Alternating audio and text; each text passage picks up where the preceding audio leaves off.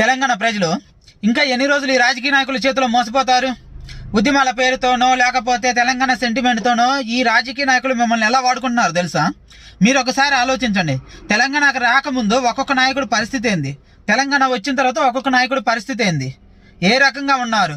ఒకప్పుడు స్కూటీల్లోనో ఆ స్కూటర్ల మీద వాటి మీద తిరిగినోడు ఇప్పుడు ఏ రేంజ్లో ఉన్నారు, ఎలాంటి బిల్డింగుల్లో ఉంటున్నారు?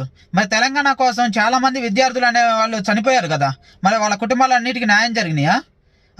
మళ్ళీ ఆ ఉద్యమం ఇప్పుడు తెలంగాణ ఏర్పడిన తర్వాత మళ్ళీ ఏదో ఒక రకంగా మిమ్మల్ని రెచ్చగొట్టి మీ చేత ఉద్యమాలు చేపిస్తానే ఉన్నారు.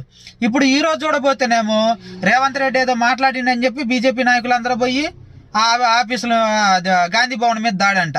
ఇంకొక రకంగా ఏదో ఒకటి అన్నారు, ఏదో ఒకటి చేశారని చెప్పి తెలంగాణ సెంటిమెంట్ని అడ్డం పెట్టుకొని రాజకీయ నాయకులు వాళ్ళు బాగుపడుతున్నారు, ప్రజలు అన్యాయం అయిపోతున్నారు.